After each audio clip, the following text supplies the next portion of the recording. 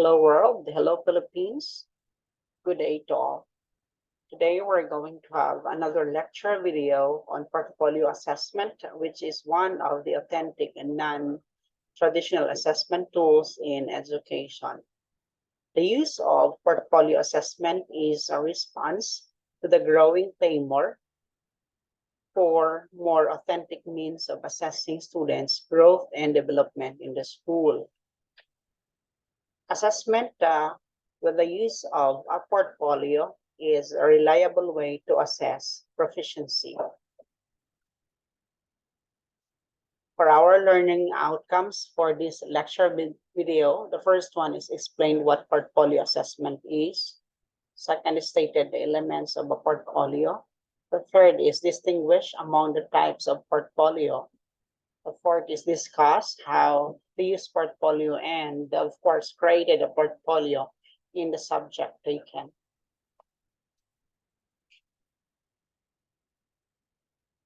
Probably you will ask, what are portfolios or what is a portfolio?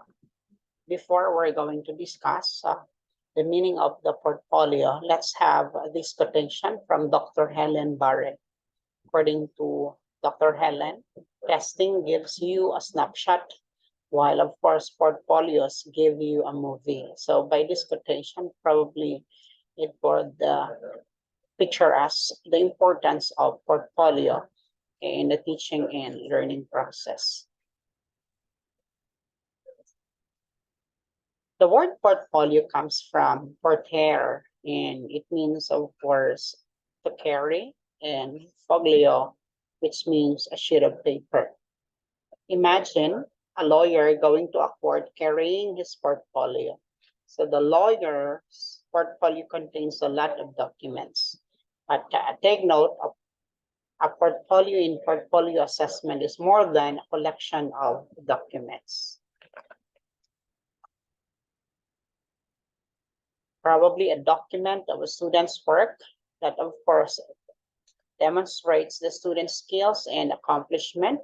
It is, of course, a purposeful collection of work that tells the story of the student's progress and achievement in relation to a purpose. So, according to Bellegarde in 2008,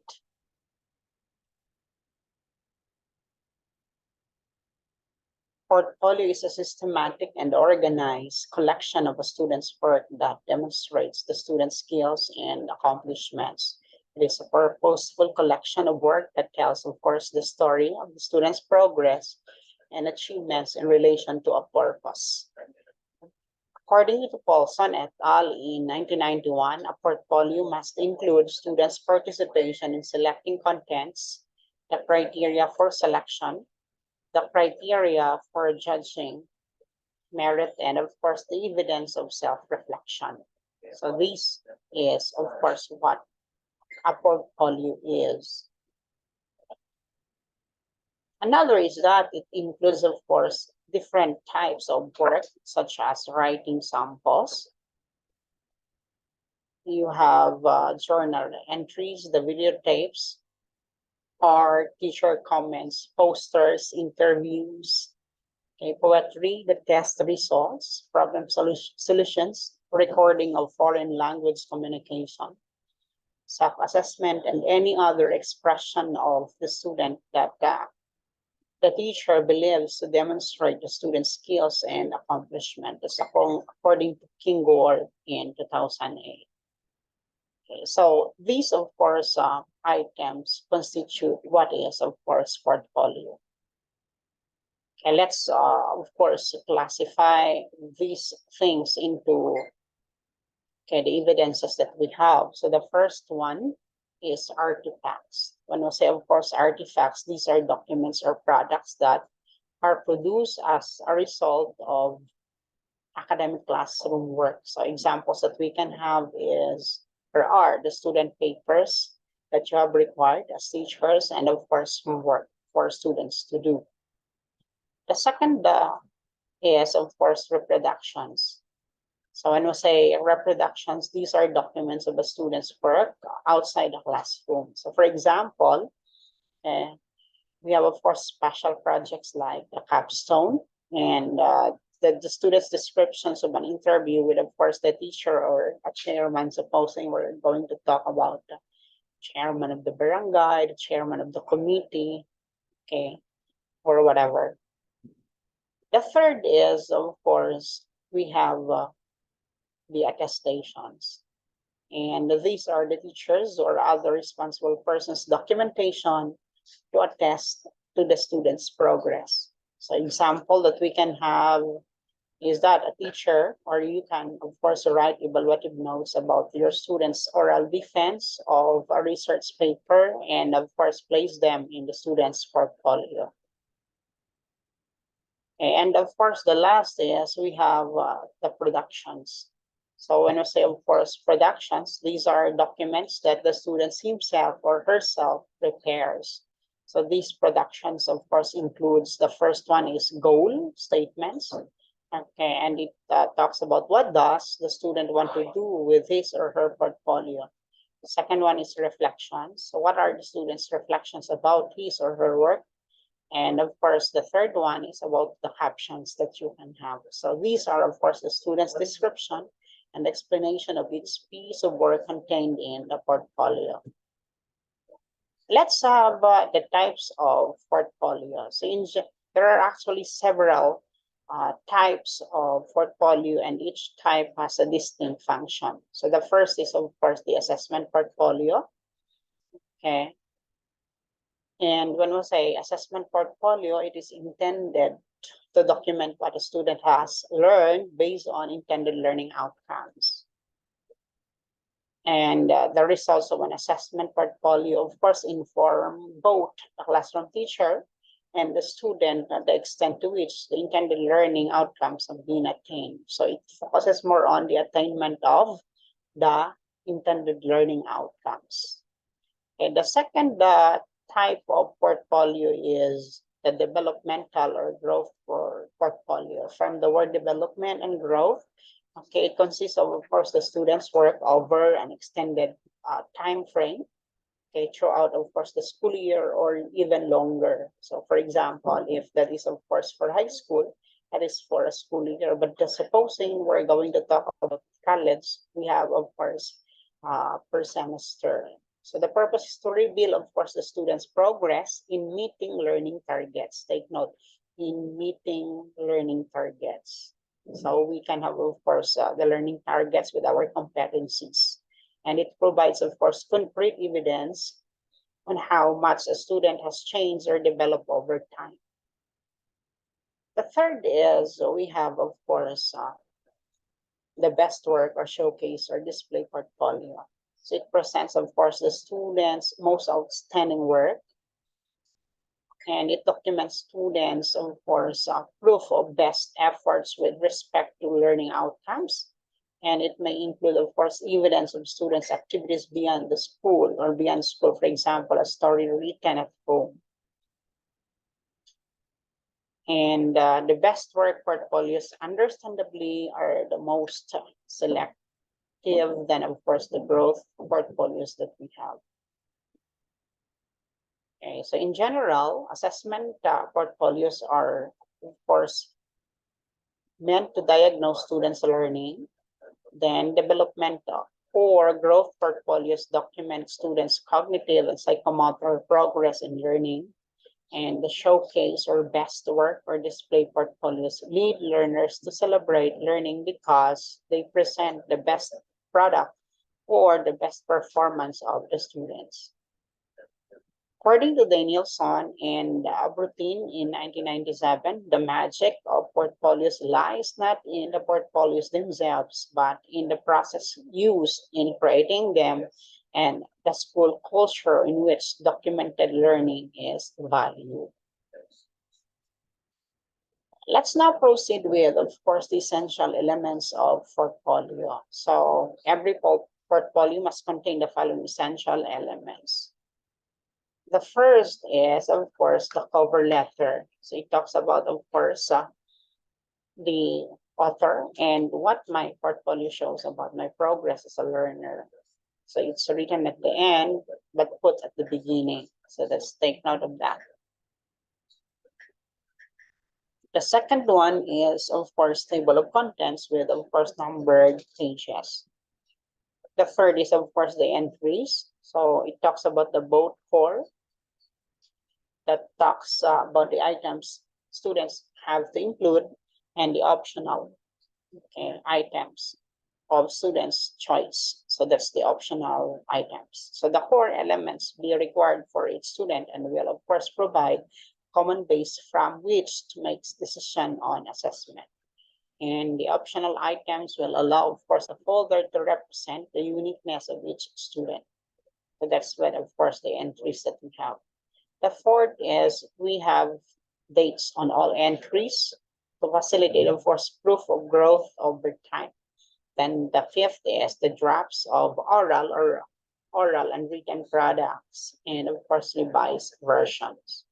Then the last is, of course, the most important is reflection, and it can appear at different stages in the learning process. For example, for formative and or summative purposes, okay, and at the lower levels can be written in the mother tongue or by students, okay, who find it difficult to express themselves in English. So for each item, a brief rationale, okay, first choosing the item should be included. So this can relate to students' performance, to their feelings regarding their progress and or themselves as learners. In general, students can choose to reflect upon some of all of the following. So the first one is, what did I learn from it? And the second one is, what did I do well? And the third is, why did I choose this item? So it is based on the agreed teacher-student assessment criteria. Then the fourth is, why do I want to improve in the item? Or what do I want to improve in the item? Okay, number five is, how do I feel about my performance? Are you contented or probably wanted to have improvements? And then number six is, what were the problem areas? Okay, by doing so, we have, of course, the stages in implementing portfolio assessment. So Navarro et al. In 2013 enumerate the following stages in the implementation of portfolio assessment in the classroom. So the first is identifying teaching goals to assess through portfolio. The other term for learning goals is learning outcomes. It is very important, of course, at this stage to be very clear about what the teacher hopes to achieve in teaching. So these goals will guide the selection and assessment of students' work for portfolio. Let's have the second one. The second one is introducing the idea of portfolio, okay, assessment to your class or to the class. So portfolio assessment is a new thing for many students who are used to traditional testing. So for this reason, it is important for the teacher to introduce the concept to the class. The third one is specification of portfolio content. So here, we need to specify what and how much have to be included in the portfolio, both core and options. So it is important to include, of course, options, as these enable self-expression and independence. So we need to specify for its entry how it will be, of course, assessed. That's number three. The fourth one is giving clear and detailed guidelines for portfolio presentation. So there is rather a tendency for a student to present as many evidence of learning as they can when they left on their own. So the teacher must therefore set clear guidelines and detailed information on how the portfolios will be presented. The fifth is informing. We need to, of course, inform the key school officials, parents, and other stakeholders.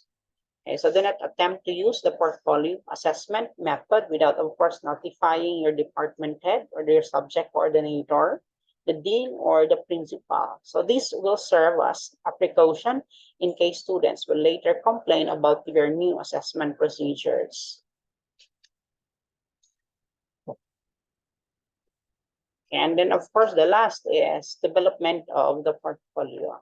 Support and, of course, encouragement are required by both, of course, the teacher and the students at this stage. So we need to devote the class time to student-teacher conferences, to practicing reflection and self-assessment, and to portfolio preparation.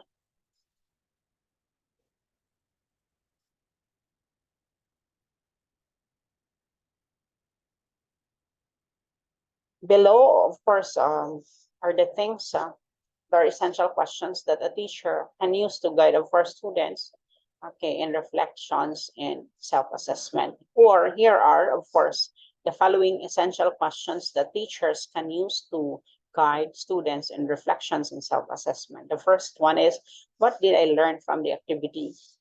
The second one is, which is my best practice? Or which is my best piece, rather?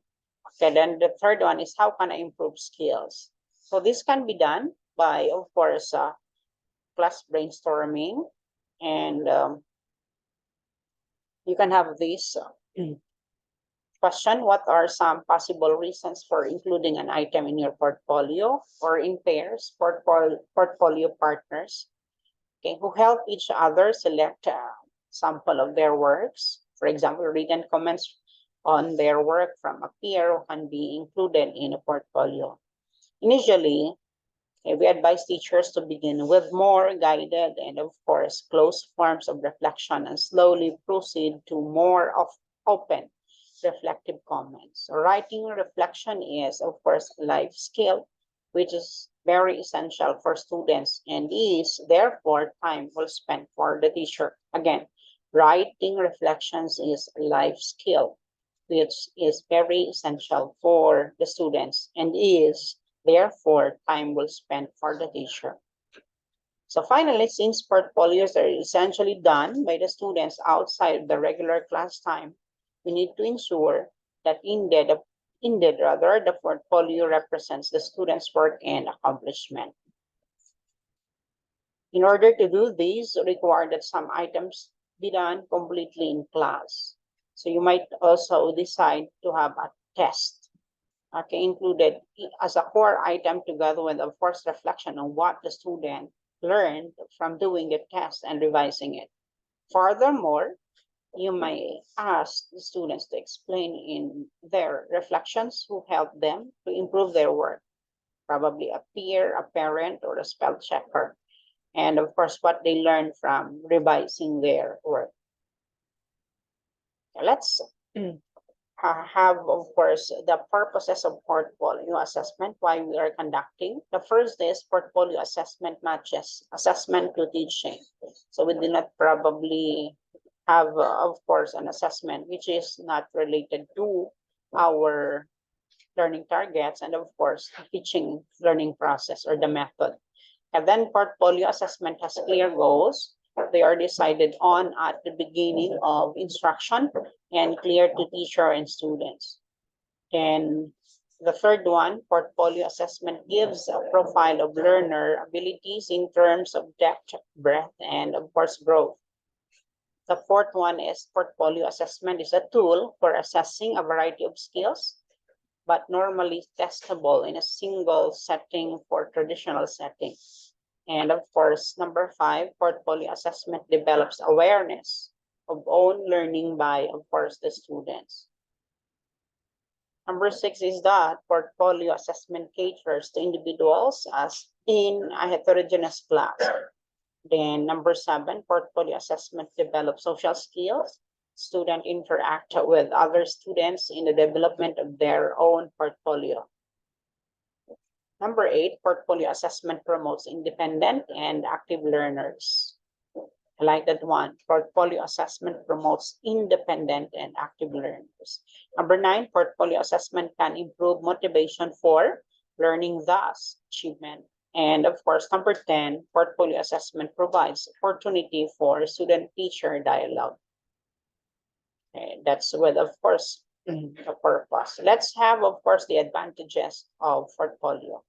So the first one, it can monitor the learning progress of a student over a given period. Like for example, a grading. Okay, let's have first grading in the junior and senior high school or in the basic education. Okay, or a semester for college. Second, it can show the students' best work. The third one, it can compare the students' best work from the past to the present. What is good is that we're comparing, okay, the best work of the students from the past, okay, to the present. So we're not comparing each student, but of course, the student himself, okay, the best work from the past to the present. Then number four is that it can develop reflective learning. There is, of course, reflection at the end, and it can provide documentary evidences of learning to teachers, parents, and stakeholders. So these, if you're going, of course, the portfolio, these will serve as the evidences, okay, for probably future use also by, of course, the teacher and the parent. And of course, number six, it can foster teacher, student, okay, then parent-child collaboration in the teaching and learning process. So mind you, it's not the only task of the teacher and of course the students to learn. There is of course partnership between of course the parent and the child, okay, or parent and the teacher, so on. If there are of course advantages, there are also disadvantages. So I have here four. So the first is it is cumbersome to collect and store portfolio entries, particularly if this is your first time. But supposing you are used to it, it's just easy. Then the second one, it is time consuming to make a portfolio. So it requires, of course, time. We need to give ample time for students to create the best portfolio that they can have. And then it may create resistance on the part of the student. Okay, but number three, okay, probably depends on the teacher also. Okay, on how he or she encourages students to have, okay, the portfolio as part of the requirements. And then number four, time consuming to develop criteria, score, and meet students. So that's on the part of the teacher.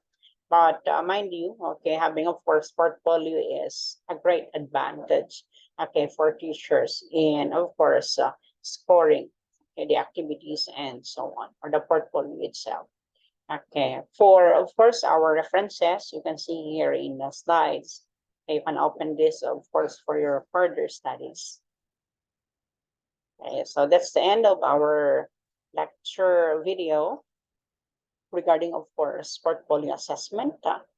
Before we're going to end, I invite you to, of course, subscribe, then click like, and leave a comment for this lecture video. Thank you so much, and God bless everybody.